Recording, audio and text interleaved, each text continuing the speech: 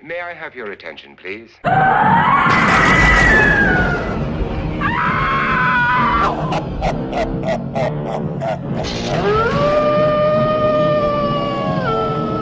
It's Markers and Monsters Drawlloween 2017.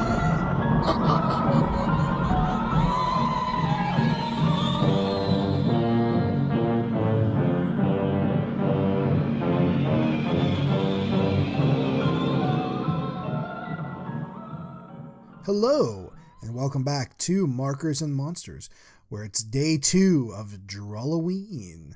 Today's theme is Summonday, or Some Monday. It's summoning, basically, on a Monday. So that's tons of fun, and I'm very excited about it. If my voice sounds a little off, unfortunately I've come down with some kind of a cold, throat virus, I don't know what, but I'm all gunked up here, so if I sound a little off, please forgive me today. Hopefully it'll pass soon, but either way, I'm in it to win it, baby, so we're doing it all 31 days in sickness and in health. So let's get right into it. As you can see, our summoning here is a cultist, robed down at there at the bottom with arms splayed wide, bringing into existence something horrible through a smoke-filled gate on the altar in front of him. This was a blast to do. This is actually my second attempt at this drawing. The first one turned out okay. There were some issues with just the way it looked. I wasn't entirely happy with it, so I decided to redo it. Pardon me. Maybe one day I will show you guys the original drawing that I did. There's some anatomy issues and stuff like that ultimately I wasn't happy with it, and I want these drawings, I want to be very satisfied with them. I feel like if I'm not satisfied with them, you guys aren't going to be satisfied with them, and that's no good. So on I went, and I came up with this little nifty drawing here. The flames and stuff that are going to be shooting out of the various pots on his altar are going to be purple. So there's going to be lots of purples in here, in addition to some greens. And I tried to balance out the darks and the lights as well, to kind of make for a more striking drawing. At least that's what my intent was. Whether I succeeded or not, I'll leave that up to the individual viewer. Now, as I'm putting in the background here, you can see it's super duper blue. That I toned down later by using blue's complementary color, which is orange. On the color wheel, the 3 primary and 3 secondary colors make the 6 major colors.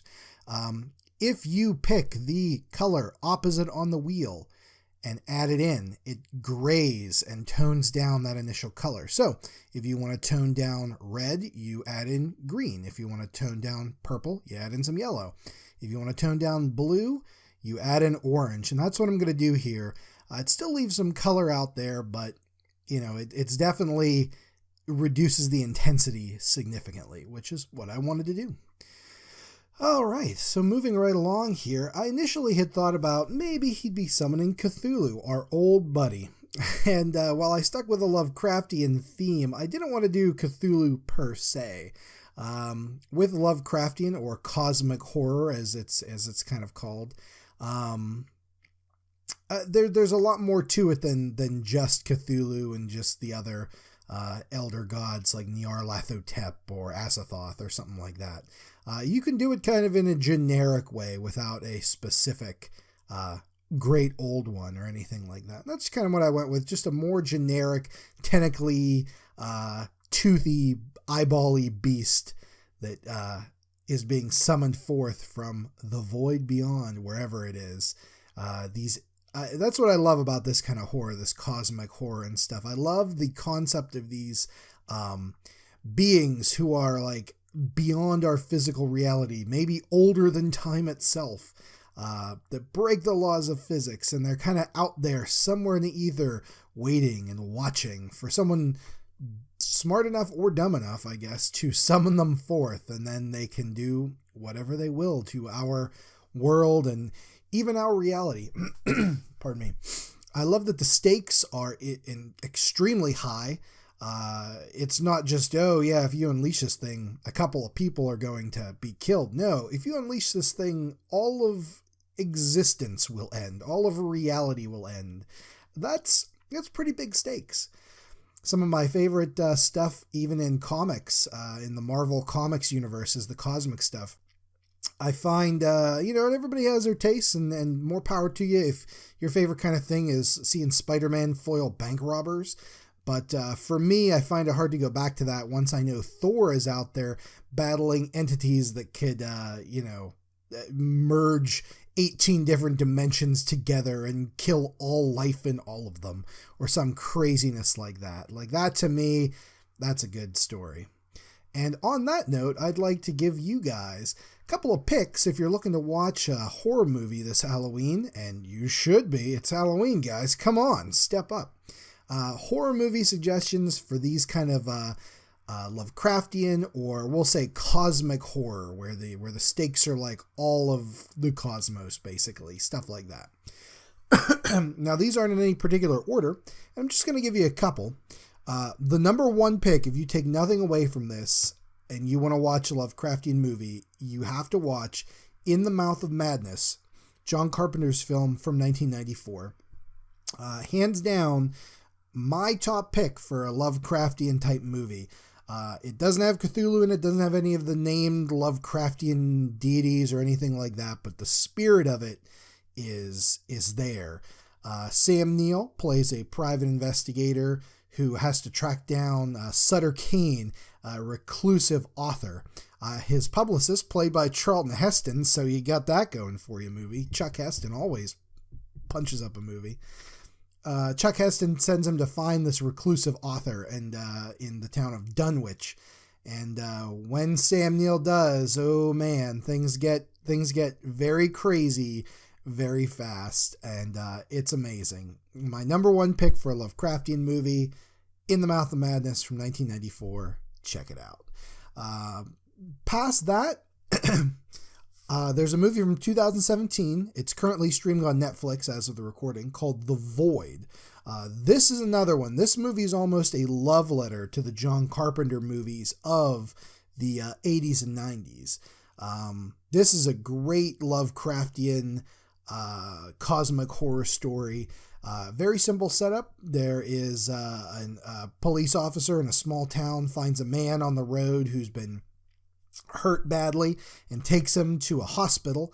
However, this hospital is, after a recent fire, closing down. They're moving all of the staff and the equipment and everything out to a brand new facility. So this hospital has like a skeleton crew at it. It's the middle of the night. There's only a handful of people there to begin with. And once he takes this hurt man in, all these cultists start showing up outside. Really cool designs with knives. You can't get out of the hospital. Crazy monsters are showing up. There's a basement that wasn't ever there before that suddenly appears, and they've got to venture into it. And it's great, great stuff, guys. So The Void, streaming on Netflix as of this filming. Check it out.